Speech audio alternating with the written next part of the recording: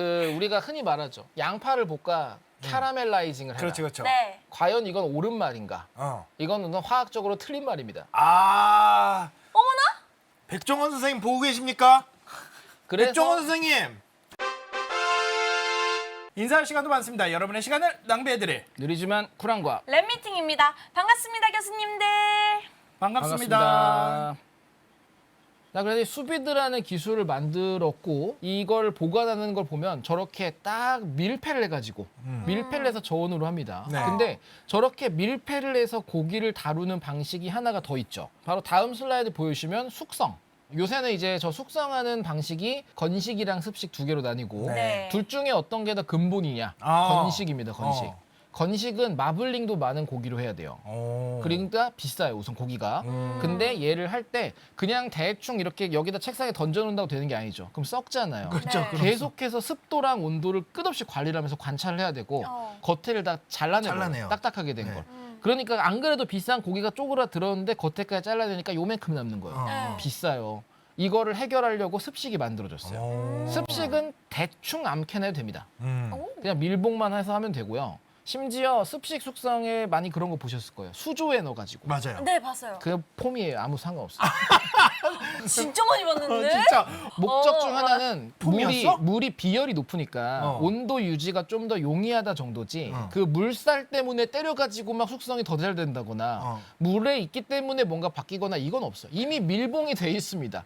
비닐이라는 아주 최첨단의 화학물질로. 그럼 우리가 궁금한 건 이걸 왜 하냐? 그냥 고기는 바로 잡자마자 먹는 게 맛있는 거 아니냐 생각할 수가 있습니다. 결론은 수분을 날리거나 맛을 농축시키는 작용이 있는데 이거가 하나의 상황과 싸우는 거예요. 다음 걸 보여주시면 이 멋진 단어 나오죠. 사후경직. 아. 리고르라는 게 그 뻣뻣하다는 네. 뜻이고요. 그리고 몰티스가 죽음입니다. 아. 사후경직은 죽은다 몸이 굳는 건데 네. 근데 이게 되는 이유가 뭐냐? 우리가 호흡을 하면 산소가 들어와요. 네. 그럼 산소는 우리 몸에 있는 글리코겐이나 이런 거랑 반응을 해가지고 결국 대사를 일으켜서 ATP라는 에너지를 만듭니다. 네. 우리가 운동하면 팔절이잖아요. 네. ATP 고갈된 거예요. 고갈. 쉬면은 ATP가 복구가 돼가지고 다시 움직여져요. 복구. 자, 근데 죽는다. 그러면 산소가 안 들어와. 그럼 이미 만들어진 ATP만을 소모하고 나면은 그때부터 작동을 못 하는데 그럼 어떤 일이 생기냐? 네. 근육, 바꿔 말해 고기입니다. 그렇죠? 좋습니다. 고기죠. 아, 네, 네. 저 근육이 수축했다, 이완했다 역할을 해야 되는데 우리는 보통 액틴이라는 필라멘트에 마이오신이라는 분자들이 달라붙어가지고 작용을 하는데 이게 붙은 채로 딱딱하게 굳어져 버려요. 네. 아. 그게 바로 사후 경직이 일어나는 건데 이게 단어를 잘 보면 사후 경직이지 수축이 아니에요. 네. 그렇죠. 딱딱해지는 거. 네, 이게 수축과 경직 중에서 수축이 일어나려면 온도가 높아야 돼요. 상온. 그래서 도축장이 차갑고 도축을 한 다음 바로 차가운 데 넣습니다. 그렇게 안 하면 굳어져 버려요. 그래서 이렇게 된 것들을 다시 부드럽게 만들자라는 과정이 숙성이라고도 볼 수가 있어요. 네. 왜 풀리냐? 효소. 단백질 분해 효소가 우리 몸에 원래 있는데 얘가 이걸 분해하기 시작합니다. 그 말은 고기가 부드러워져요. 네. 근데 이게 왜 생길까? 결국 효소를 알면은 우리가 어떤 요리를 할 때 어떤 효소를 쓰면 좋을지를 고민해 볼 수가 있어요. 하나는 위에는 칼파인이라 써 있고 네. 밑에는 카텝신이라 써 있는데 칼파인의 칼슘. 저게 칼슘의 영향을 받아가지고 작동하는 효소예요. 우리가 죽고 나면은 계속 죽음이 나오긴 하지만 그 신경세포가 원래 신경 자극을 전달할 때 양이온들을 씁니다. 그쵸. 뭐 소듐이나 포타슘이나 네, 칼슘이나 이런 걸 쓰는데 죽으면 신경세포에서 칼슘이 새 나와요. 죽은 다음에. 얘네들이 작용해서 고기를 부드럽게 만들기 시작합니다. 그리고 밑에 있는 카텝신도 우리 몸에 있어 작용하는 녀석이다 정도로만 보면 되고 그럼 우리가 저것들을 쓸 수는 없으니까 많이 네. 쓰는 게 뭐냐? 이거는 고등학생들도 많이 연구할 때 쓰더라고요. 가끔씩 심사하다 보면. 바로 파인애플. 파인애플도 이제 얻기 쉬워서 쓰고 거기 들어있는 게 이제 브로멜라인이라는 효소인데 네. 저게 재밌어요. 파인애플을 그 아까 전에 수비드 같은 걸 할 때 네. 파인애플은 넣으면 안 돼요. 왜요? 왜냐하면 파인애플은 어떤 특성을 갖는 과일이죠? 열대 과일. 네. 열대 과일은 더운 데 사는 식물이기 때문에 더운 온도에서 작용을 더 잘해요. 우리 몸에 있는 효소는 사람 체온인 37도, 6도 여기서 효소 활동이 제일 높은데 네. 저 브로멜라인은 50도에서 제일 높습니다. 아. 그리고 65도까지도 안 죽고 작용을 합니다. 그래서 파인애플을 넣고 수비를 한다 하고 나서 보면 다 흐물흐물해 네, 지금. 완전 역겨운 그런 덩어리 같은 게 생겨요. 다음 슬라이드는 시판되고 있는 연육제인데 브로멜라인이라고 써 있어요. 그러네요. 네. 브로멜라인. 그래 지금까지 봤던 모든 게 실제로 작용을 하고 있습니다. 그 옆에는 텐더라이저라고 해서 부드럽게 만드는 거라고 네, 해놨어요. 저거의 역할이 딱 저거라서 그거 외에 이제 향이나 색깔 때문에 넣는 거고 핵심은 결국 파인애플과 다를 바 없습니다. 근데 이게 다른 작용은 없느냐? 다른 요소는 없느냐? 혹시 무화과, 진액 같은 거 살에 닿으면 간지럽고 안 좋다는 말 들어본 적 있어요? 아니요. 아니요? 무화과가 나무가 있으면 그 무화과 이제 열매 나잖아요, 사실은. 그리고 우리가 그건 먹는데 무화과 나뭇가지 같은 거 이제 상처를 내면 하얗게 진액이 나와요. 무화과도 가끔 나오잖아요. 네네네. 하얀 걸로. 네, 이거 발라놓으면 되게 간지러워져요. 오. 왜 그래요? 이게 연육 작용을 하는 게 그 속에 있어요. 근데 살을 연육작용 시키는 거야? 약간은 하는 건데 얘 주된 목적은 사람이 아니라 곤충들을 죽이는 거예요. 아. 무화과 나무 심으면 곤충이 많이 없거든요. 네. 얘네들이 작용하는데 곤충의 그 엘라스틴이라든지 아니면 콜라겐이나 이런 걸 깹니다. 엘라스틴도 있어? 엘라스틴을 깨. 아. 벌써 재밌죠? 이미 재밌어. 벌써 재밌죠? 이걸 그래서 무화과 진액을 자는 친구 머리에 바른다. 장난 아닐 수 있습니다. 해보진 않았는데 저도 제가 이런 걸 조사를 좀 하고 있어요. 머리카락을 없애는 탈모 유발 물질과 이런 게 뭐가 있을까? 굳이 그걸 왜 하지? 알아야 피할 수 있고. 그러니까 여러분 친구가 갑자기 뭐 무화과 과일도 아니고 나무 있는데 야 무화과 나무다 갑자기 말을 건다. 그러면 이제 조심해야 되는. 경계. 수학여행 갔을 때 테러 당한 약간 그런 느낌처럼 조심해야 됩니다. 그리고 키위에도 똑같은 효소가 있어요. 근데 우리는 파인애플을 쓰지 키위 안 써요. 왜요? 네, 비싸니까. 정답. 아. 키위가 비싸서. 키위가 비싸니까. 되게 간단하네요. 이거는 세상이 이렇게 돌아가요. 아. 진짜 비싸면 싼 걸 찾아 쓰죠. 왜냐면 그거는 부수적인 역할을 하는 거니까. 파인애플에 대한 그 보통 독특한 얘기가 보통 두 개가 있죠. 하나는 우리가 이제는 많은 분들이 아는 나무 열매 밑에서 자라가지고 이렇게 매달린다, 꽃 매달리듯이 자란다는 거고. 두 번째는 이제 우리가 흔히 말하는 알고 나면 못 먹는. 아세요? 뭔데요? 파인애플에 연육 작용이 좋잖아요. 벌레들이 파인애플 파먹으러 들어가면 속에서 다 녹아서 소화가 돼 흡수가 돼요. 아 진짜? 네. 그 목적 때문에 보호하려고 있는 게 있어요. 파인애플. 많이 먹으면 혀 아리고 막 컬잖아요. 네. 그 벌레들 구멍 뚫렸는데 속에 아무것도 없는 게 얘가 다 녹인 거야. 그래서 파인애플 듣고 나면 먹기 힘들어. 그 파인애플의 그 조그만 구멍들이 네, 그게 들어갔다 녹아 죽은 벌레 구멍. 재밌죠? 들으셨죠? 네. 여러분들 그렇습니다. 자, 그럼 이제 다시 고기 얘기로 가본다면 연육작용 얘기를 했으니까 네. 이 숙성이 효과가 있느냐? 연구한 논문이 있습니다. 실제 고기를 가지고 테스트를 했어요. 네. 두 가지 고기를 썼는데 우리가 리바이라고 부르는 꽃등심, 홍두깨살, 장조림할 때 쓰는 거. 네네네. 네. 결과적으로 약간 마블링이 좋은 고기랑 네. 그리고 지방질이 굉장히 적은 고기를 대조군으로 두 개를 비교를 해본 거예요. 그랬을 때 얘네가 어떤 일이 생길까? 도축을 한 다음에 시간이 지난 이후 또 숙성을 했을 때 봤더니 도축을 하면은 얘네들이 산성도가 높아집니다, 고기가. pH가 낮아진다 볼 수 있죠. 우리가 신맛을 느낄 정도까지는 아닌데 사시미로 먹을 수 있는 고기랑 다른 고기랑 다른 게 그런 관리에서도 차이가 나요. 근데 이렇게 낮아지면은 오히려 덜 상하게 되죠. 산성 환경이 되면. 그래서 어떤 것들은 이제 육회로 먹는 거구나. 뭐 종류마다 다르죠. 근데 육회 먹는 건 사실 그 지방질이 많이 껴있으면 생으로 먹기가 좀 어려워서 어려우니까. 그런 게 없는 거를 먹고. 근데 이제 숙성을 했을 때 막 여러 가지 지표를 봤는데 되게 의외의 지표들이 나오는 게 바로 경도, 쫀득함, 씹는 맛, 탄력성, 회복력, 점착력. 와우. 저게 실제 논문에서 다루는 단어들이에요. 제가 번역을 해놓은 거죠. 어. 저거를 기준으로 확인을 했어요. 네. 당연히 뭐 직접 먹어보기도 하고 여러 가지 성분들로 봤는데 결론만 알려드리면 뭐냐? 15일 정도 했을 때가 베스트다. 건식, 습식 둘 다 동일하게 15일이 베스트고 넘어가면 상태가 안 좋아집니다. 맛이 떨어져요. 그래서 가끔 이제 정육점 가면은 요새는 그런 고기를 가공해서 하시는 분들도 있는데 보면 막 20며칠한 것도 팔아요. 저희 동네 보면. 네. 오. 근데 그거는 오히려 과하다. 과하다. 네, 15일. 길게 봤자 17일 정도만 해서 먹는 게 베스트 컨디션이다. 여러분들 이게 논문에 나온 겁니다. 작년 논문입니다, 심지어. 심지어 그런 말들이 있어요. 마블링이 좋은 게 아니다. 어째서죠? 왜냐면 기름기가 너무 많은 것 때문에 안 좋다는 것도 있는데 사실 그 동양 쪽이나 서양 쪽에 따라서 마블링의 정도에 선호하는 게 조금 다르기는 해요. 맞아요. 근데 그러다 보면 생각하는 게 딱 그겁니다. 우리가 마블링이 많은 고기를 보편적으로 느끼하기도 하지만 부드럽다라고 많이 느껴요. 그럼 이 부드러운 건 지방 때문인가? 어. 혹은 지방이 껴있으면 고기가 부드러워지는가? 네. 그거는 둘 다 아닙니다. 그럼 뭐예요? 고기가 부드러운 이유는 콜라겐 때문이에요. 아. 우리가 콜라겐 보충한다 어쩐다 하면서 좋은 핑계로 족발 먹고 하잖아요. 네. 근데 마블링 좋은 고기에 콜라겐이 굉장히 많습니다. 아 진짜? 왜냐면 콜라겐의 역할이 일종의 접착해주는 거예요. 두 개의 서로 다른 조직이 함께 있을 수 있도록 해주는 완충 역할이거든요. 얘네들의 가장 큰 역할이 근섬유랑 지방 조직의 연결이에요. 그래 마블링이 많을수록 콜라겐이 많이 들어있습니다. 아 여러분 콜라겐 섭취한다고 막 그런 거 드시지 말고 그냥 좋은 고기 드세요. 근데 족발이 더 싸긴 하죠. 요새는 그것도 비싸긴 하지만 그 마블링 있는 좋은 거는 비싸죠. 논문이에요 이것도. 2020년에 나왔던 논문인데 네. 콜라겐이 많이 들어있는 조직이 저 네 가지가 대표적입니다. 그래서 우리가 부드럽고 맛있다라고 느끼는 고기의 핵심은 콜라겐입니다. 아. 요리했을 때 기름이 녹아 나오면서 기름기 주는 것도 있지만 콜라겐이 슬슬 분해가 되면서 부드러운 맛을 만들어내요.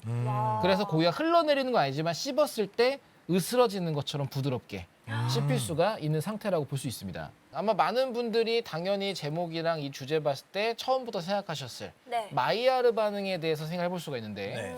우리가 가장 많이 혼동을 겪는 게 저 두 개입니다. 마이야르 반응과 캐러멜화. 아 이거 진짜 혼동이 많이 되죠. 그리고 캐러멜 저게 우리나라 맞춤법 기준이에요. 캐러멜. 캐러멜이거나 이런 게 아니라 캐러멜이 맞더라고요. 오. 제가 언제 캐러멜. 밑줄 안 뜨나 한글 프로그램에서 계속 치면서 찾았어요. 근데 이 마이야르 반응의 이야기에서 가장 흥미로운 건 지구랑도 관련이 됩니다, 나중에. 네? 지구가 만들어져서 생명체가 탄생할 수 있던 시작이 마이야르 반응이었어요.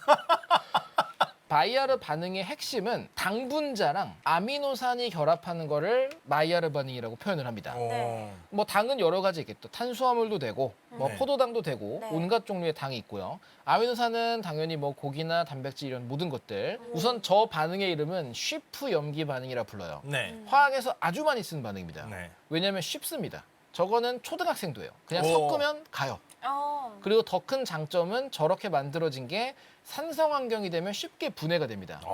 그래서 네. 쉬프 반응을 제일 많이 쓰는 게 약물 전달이에요.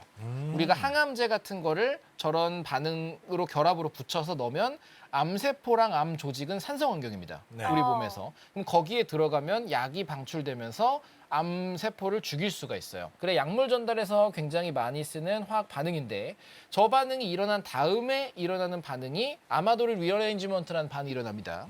자리 옮김은 그냥 분자는 똑같은데 결합의 위치만이 바뀌는 거고 네. 이 반응도 생각보다 낮은 온도에서 일어나요. 그래요? 한 25도. 되게 낮네요. 되게 낮아요.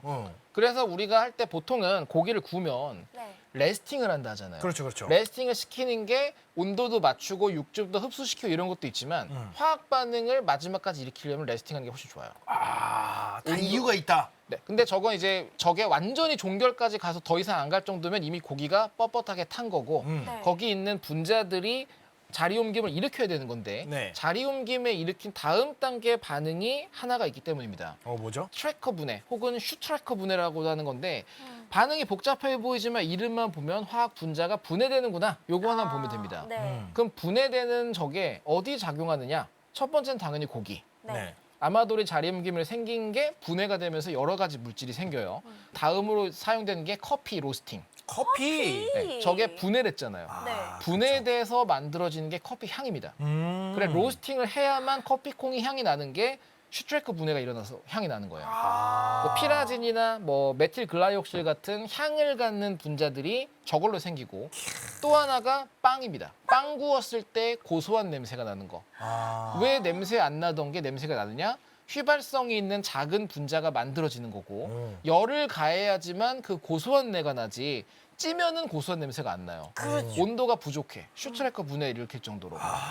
그래서 열 처리라는 게 굉장히 중요합니다. 그리고 딴 것도 맥주 만들 때도 써요. 맥주 향이 다르잖아요. 그것도 찌거 할 때 분자가 생겨가지고 양조할 때도 저 반응이 굉장히 많이 사용이 되고 있어요. 이야. 이야. 그래 그 결과적으로 만들어지는 게 멜라노이딘이라고 부르는 거무죽죽한 물질들. 고기가 갈변하게 되는 저 색이 바뀌는 게 저런 분자들이 생겨서 그렇습니다. 근데 고기가 너무 많이 익으면 쓰죠. 네. 네. 탄 게 거죠. 탄 것도 있지만 탄 게 아니어도 그 향이나 풍미가 아니라 뻣뻣하면서 씁쓸한 끝맛이 나요. 그게 저 분자들의 특징이 써요. 그래서 과하게 익히면 씁니다. 아. 그리고 색만 내는 정도로 딱 해야 하는 게 좋지 나머지는 풍미랑 육즙을 유지하면서 해야 가장 효과가 좋은 겁니다. 네. 지구에 생명이 생기려면 지구의 과정에서 제일 중요한 건 이산화탄소 같은 네. 탄소를 줄여야 돼요. 왜냐하면 과거에 그 명왕누대라 불렀던 시대가 있죠. 지금보다 이산화탄소 농도가 200배 높았나? 기억이 잘 안 나는데 그 정도 더 높았던 것 같다. 그래서 온도가 한 200도였을 때 지구가. 근데 이게 식으면서 물이 생깁니다. 네. 근데 지구에 물이 만들어지는 건 물이 어디서 왔느냐? 물도 땅에서 나온 거예요. 어. 보통 이제 여러 가지 이야기 막 운석을 타고 왔는데 뭐 운석에서 온 게 어떻게 바다를 메우고 아. 뭐 막 그 마리아나 해구를 채우겠습니까? 네. 깨지면서 광물 분자들이 거기서 물이 만들어져 생기는 건데 네. 결과적으로 우리가 중요한 건 지금이랑도 연관이 됩니다. 이산화탄소 같은 탄소가 너무 많다. 네. 결국에 유기탄소 물질들을 가둬야 된다. 네. 그래야 지구가 시원해질 수가 있을 겁니다. 근데 그렇게 가뒀을 때 마이야르 반응이 작용했을 거다라는 추측이 있었는데 문제는 마이야르 반응을 일으키려면 온도가 높아야 돼요. 그렇죠. 네. 가열해야 되니까. 네. 그거에 대한 반론에 대한 논문이 나온 거예요. 여기에는 망가니즈라는 우리가 망간이라 부르는 그런 금속이죠. 이 원소가 촉매로 사용을 했을 때 한 25도, 30도에서 탄소들이 바닷속에 갇혀요. 네. 근데 바닷속에 망간이 많아. 엄청 많아요. 그렇죠. 진짜 많죠. 네. 근데 이것도 채취하면 안 돼요. 이거 채취했을 때 일어나는 일에 대한 논문을 또 봤어요, 제가. 장기 연구를 했어요. 걷어내고 여기가 복구가 되느냐. 네. 해저 환경 복구가 안 돼요. 안 돼요. 수십 년이 지나도. 네. 깊은 바다에도 생물이 있는데 걔네들은 분명히 생명체라면 산소를 이용을 해야 될 건데 네. 그 깊은 바다에 산소가 어떻게 존재를 할 거냐에 대한 논문이었어요. 근데 그게 알고 보니까 바닷속에 있는 망간 단계가 산소를 내뿜는다. 물 분해하는 거 아니에요? 물 분해하는 거죠. 그게 제가 하는 연구입니다. 인공 요소. 안 돼요. 아, 기회를 놓쳤네. 허락하지 않겠어. 멈춰. 그러니까 지금 보여드린 논문도 2023년 작년에 나온 네이처예요. 네. 심지어 이게 마이야르 반응이 일어나서 지구에 이산화탄소 없앴다가 네이처에 나온 거예요. 왜냐하면 그 양이 생각보다 많아요. 어느 정도냐? 연간 이 반응으로 400만 톤의 탄소가 해저에 들어가요. 와 진짜? 네. 이게 없었다면 지구가 다시 뜨거워져 버린 거예요. 400만 톤씩 계속 가둬두고 있는 거예요. 마이야르 반응 때문에 생명체가 계속 살 수 있는 겁니다. 와. 그럼 이제 어마어마하네. 네. 캐라메라 반응을 보자면 캐라메라 반응의 가장 대표적인 달고나. 캐라메라 반응은 마이야르 반응보다 온도가 더 많이 필요합니다, 사실. 네. 그래서 보통 통계적으로 본다면 마이야르 반응이 한 100도를 넘으면 일어나기 시작해서 네. 140도 정도까지 가면 되고요. 음. 그리고 한 160도가 되면 당이 분해되기 시작합니다, 이제. 어. 반응이 본격적이 돼서. 근데 캐라메라는 한 180도까지 가야 돼요. 120도부터 시작돼서. 그럼 차이가 뭐냐? 마이야르는 당과 그 아미노산. 아미노산이었다면 당만 갖고 합니다. 다른 아미노산이 게 없어요. 없고. 네. 근데 온도는 더 높네요. 네. 어. 왜냐하면 당이 우선은 우리가 보통 많이 쓰는 게 달고 나면 설탕이잖아요. 네. 네. 일차적으로 열분해가 돼서 포도당과 가당으로 나뉘게 되고 네. 그래서 설탕을 먹을 때보다 달고나가 더 달아요. 네. 왜냐하면 과당이 설탕보다 답니다. 포도당은 설탕보다 좀 덜 달아요. 네. 설탕의 레벨을 1 설탕이라 하면 과당이 한 1.45 되고 포도당 한 0.78 정도밖에 안 돼요. 그래서 달고나가 더 달고 네. 얘네들이 더 열분해를 하면 밑에 보이는 저런 4개 이상의 더 많은 것들이 생기는데 네. 달고나는 단맛만 있는 게 아니라 약간 고소하기도 하고 씁쓸한 맛도 그런 있고. 맛도 있고 하잖아요. 네. 저런 분자가 생겨서 그렇습니다. 자, 다음 슬라이드 보여주시면은 그 우리가 흔히 말하죠. 양파를 볶아 캐러멜라이징을 해라. 그렇죠, 그렇죠. 네. 과연 이건 옳은 말인가? 어. 이거는 화학적으로 틀린 말입니다. 아. 어머나? 백종원 선생님 보고 계십니까? 그래서 백종원 선생님. 그래서 이 이야기가 조금 완화가 된 게 네. 캐러멜 같이 색을 낸다라는 개념으로 캐러멜라이징이 된 거예요. 우리가 생각하는 달콤한 맛을 내고 이렇게 된 반응은 전혀 아닙니다. 왜냐? 양파에 구성하는 성분만 보더라도 양파가 당분으로만 되어 있을 리가 절대로 없죠. 그렇죠. 당연히 생명체인 만큼 아미노산도 있고 이것저것 있어요. 결국 양파가 단맛을 내면서 색이 바뀌는 건 마이야르 마이야르. 반응입니다. 우린 캐러멜 색이 된 거지 그 색은 고기 구웠을 때 바뀌었던 것처럼 마이야르 반응이에요. 네. 근데 알아두기만 하면 되지. 누가 요리하는데 캐러멜라이징 해라 했는데 그거 아닌데 하면은 이 진지충이라고 욕을 먹는 거기 때문에 그렇죠. 속으로만 아닌데 하고 넘어가는 정도로 네. 여러분의 이제 상식으로 생각하면 되겠습니다. 네. 지금부터 이제 좀 다른 상식들. 고기 얘기나 볶는 거 끝내고 네. 이제 좀 더 화학적인 물질로 넘어가 봅시다. 네. 네. 달고나 얘기를 해왔으니까 달고나로 계속 간다면 네. 우리가 달고나를 만들 때 설탕만으로 만듭니까? 아니요. 아, 제일 중요한 거 있죠. 그 이렇게 흰색. 베이킹 소다. 네. 베이킹 소다를 넣죠. 왜 넣을까? 이런 생각 해본 적 있어요. 부풀어 부풀려고? 오르는 부풀어 오르는 것보다 부푸는 거는 결과적인 거고 네. 기포를 만든다라고 말해야 맞아요.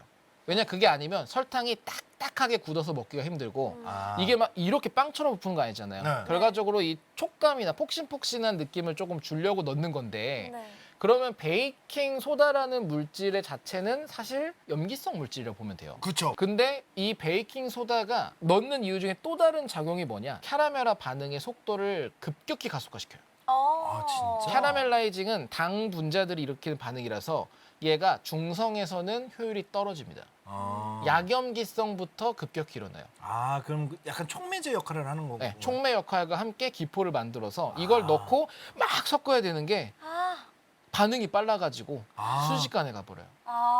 그래서 아. 많이 넣으면 안 되잖아요, 또. 많이 넣으면 우선 쓰죠. 쓰죠. 이게 씁쓸한 맛이 더 나니까. 오. 근데 그런 것도 굉장히 중요한 부분이고. 어. 근데 그렇게 치면 지금 이산화탄소 기체가 나오는 거예요, 사실은. 근데 이산화탄소 기체가 들어있는 제일 독특한 음식.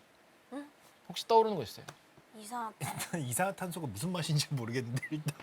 이거 입에 아. 넣으면은 막 튀는 거. 탁탁탁 하고 아. 튀는 그 네. 우리가 그, 파핀 아, 캔디라고 하는 거. 아, 저게 입 이산화탄소예요? 안에서 그 아. 튀는 게 이산화탄소예요. 아, 진짜? 네. 이산화탄소가 튀는 거예요. 음. 신맛이라 하셨잖아요. 신맛이 나요. 아, 진. 네. 아. 팝핀 캔디 자체는 원래 신맛이 날 수밖에 없는 물질이에요. 이거 만든 게 생각보다 오래됐어요. 아, 1960년대 초반에 어머. 응. 특허가 등록이 됩니다. 와. 만드는 과정이 생각보다 빡빡해요. 오. 빡빡하다는 네. 거는? 쉽지 않다. 집에서 못 만든다. 아, 진짜? 이게 우리 생각에는 그냥 뭐 뭔가 넣어가지고 톡톡 튀었겠지였지만 그게 이산화탄소가 돼버린 순간 얘가 달라져 버린 거예요. 오. 우선 설탕만으로는 못합니다. 와. 왜냐하면 얘네들이 습기를 먹으면 안 돼. 그래서 이거를 할 때 다른 걸 많이 넣어요. 예를 들어서 옥수수 시럽이나 아니면은 뭐 락토스나 이런 다른 당들을 섞어 놓습니다. 그럼 얘가 수분에 굉장히 강해져요. 근데 그러면 가두면 어떻게 가두느냐? 탄산수 만들 때도 그냥 이산화탄소 고압으로 때려 넣잖아요. 네. 이것도 엄청 큰 압력을 넣어가지고 그 점성 있는 거에다가 가둬요. 어. 그러려면 압력이 굉장히 커야 되는데 이거 진짜 네, 네, 높잖아요. 이게 얼마나 강하냐면은 대충 말했을 때 제가 듣기로는 타이어 압력이 20배. 아, 진짜? 네. 장난 아니에요. 집에서 못 만들어요. 집에서 만들다 죽습니다. 집에서 만든 그 터지면 그냥 집 날아가는 건데. 그리고 의외로 타이어보다도 압력 센 게 샴페인이에요. 날아가잖아. 빵 하고. 그거에 한 7배 정도 돼요.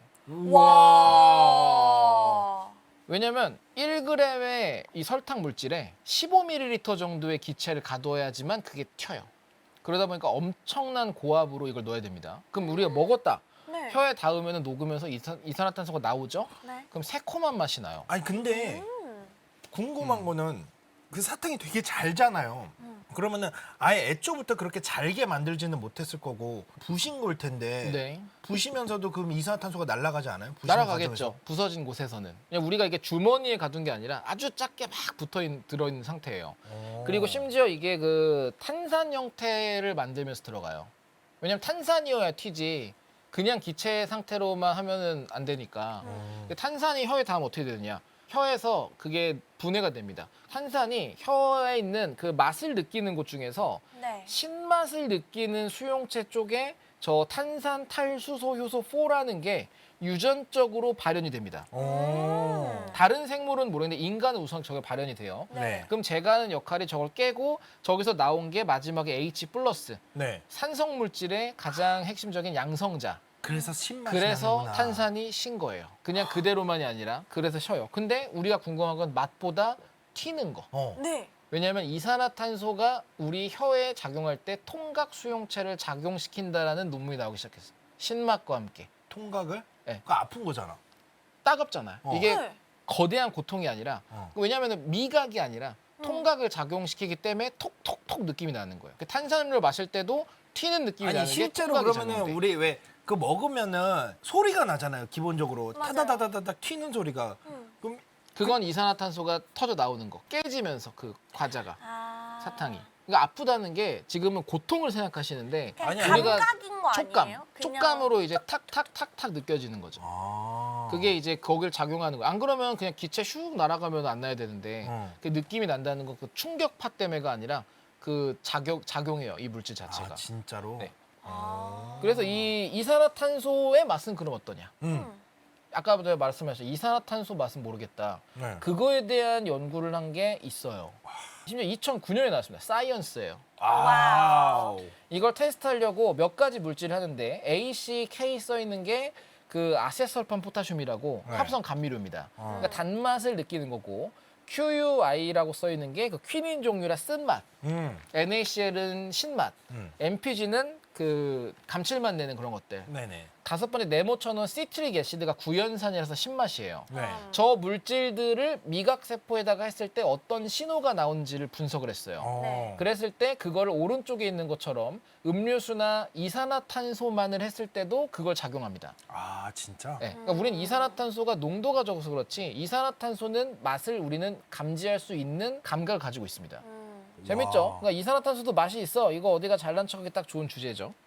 그래서 이걸 가지고 그 실제로 막 유전 조작을 해서 단맛을 못 느끼게 해보고 신맛을 못 느끼게 해가지고 다 테스트를 했을 때도 확실하게 이산화탄소는 시다라는 결론이 났어요. 베이킹 소다라는 것 자체가 이름 자체가 베이킹을 해야 되잖아요. 네. 빵에. 네, 빵이나 쿠키로 다음 슬라이드 보여주시면 우리가 먹는 좋아하는 빵은 왼쪽 그림이에요. 한번 보여주세요. 왼쪽 거. 오른쪽은 취향에 따라 다르지만 그렇게 막 뭐 촉촉하거나 그런 퍽퍽한. 느낌이 아닌 네. 그런 것들. 또 반제장에 나온 저런 것도 엄청 딱딱하다고 알려진 램바스라고 하는. 자, 근데 이거 넣을 때 우리가 부드럽게 하려면 하는 게 베이킹도 넣지만 휘핑해가지고 그 휘핑이라기보다 머랭 같은 거. 머랭을 머랭. 만들어서 넣어야 더 폭신폭신하고 더 맛있게 만들어지잖아요. 그러면서 공간이 생기고. 네. 그랬을 때 튀김 종류에서 제일 유명한 게 탕수육이죠. 탕수육. 그 탕수육을 만들 때 항상 요리 프로에 자주 나와요. 뭐 뜨거운 물로 반죽을 하니 찬 걸로 하니 맥주를 넣니 온갖 방식으로 노하우들이 나오는데 네. 그러면은 사실이냐? 이거에 대해서도 연구가 있죠. 당연히 탕수육을 가지고 연구를 하진 않았습니다. 네. 네. 하지만 튀김의 가장 근본적인 형태의 물질인 감자튀김, 아. 프렌치 프라이를 가지고 연구를 한 내용이 있어요. 튀김의 근본이죠. 그렇죠. 제일 네. 연구하기가 그리고 또 쉽죠. 네. 우리가 네. 탕수육 고기는 규격이 좀 다르지만 감자는 매우 일정한 간격으로 잘라서 쓸 수 있으니까 네. 이게 도대체 바삭함이란 게 만들어진 게 뭐냐? 저게 유속, 연속, 방정식으로 논문에서 연구를 하게 됩니다. 튀김이 일어나는 동안 기름이 내부로 들어가고 수분이 나가고 반응을 하는데 어떤 식으로 되느냐. 결국 수분은 나가고 기름기는 들어와야만 씹었을 때 그 기름지면서 바삭하면서 맛있는 느낌. 그게 나려면 결국엔 바삭함이라는 거를 추구할 수밖에 없어요. 네. 안쪽에 있는 세포 조직과 당분과 그 녹말 같은 것들이 어떤 식으로 반응을 하느냐. 그거를 계산을 하게 됩니다. 네. 결과적으로 우리가 요리를 할 때 뭘 넣으면 좋냐? 결론적으로는 탄산수 같은 걸 넣으면 좋아요. 오. 그래서 맥주를 넣었을 맥주를 때 효과가 넣는 거죠. 있는 거예요. 맥주가 탄산 효과도 아. 있고 그 안에도 다른 당이나 이런 것도 있기 때문에 마이야르 반응을 시켜가지고 규격화를 만들면서도 기포가 계속 더 많이 생겨서 촘촘하고 폭신폭신하게 만들 수가 있어요. 옛날에 저는 우와. 미국에서 살 때 그 네. 김치전 해 먹잖아요. 네. 거기 항상 맥주를 넣었었어요. 근데 그것도 조심해야 되는 게 뭐냐? 이따가 말하겠지만 우리가 궁금한 음식에 술을 넣는 거. 예. 이게 과연 문제가 없을까? 아, 그거에 대한 또 결과를 또 제가 찾아봤었습니다. 진짜 다 갖고 왔구나. 오늘 요리의 화학을 그냥 다 갖고 왔네. 자, 그래서 뭐 그거 외에 제가 말했던 탕수육 맛있게 하려면 네. 그 저의 아이디어로는 그 건새우 분말을 넣으면 어. 마이야르 반응이 극대화되면서 간도 받고 맛이 좋아질 수밖에 없어요. 건새우 네, 가루. 반죽할 때 곱게 간 건새우와 네. 아니면 맥주나 탄산수를 넣고 예. 계란 흰자를 좀 넣고 해서 하면 이게 과연 궁극적인 튀김옷이 되지 않을까. 어. 해보진 않았습니다. 왜냐? 아. 저희는 그 튀김할 만한 걸 하면 집에서 하면 기름 버리기가 힘들어서 그렇죠, 그렇죠. 또 튀어서 네. 와이프가 안 좋아해요. 와, 요거 약간 중식 그거 하시는 분들한테 한번 제안해 드리고 싶은데 진짜. 아이, 우리 진짜 해보시지 미리 않았을까 보셨어야 싶기는 되는데. 한데 인사할 시간도 많습니다. 여러분의 시간을 낭비해 드릴 느리지만 쿨한 과학. 랩미팅이었습니다. 감사합니다, 교수님들. 감사합니다. 감사합니다.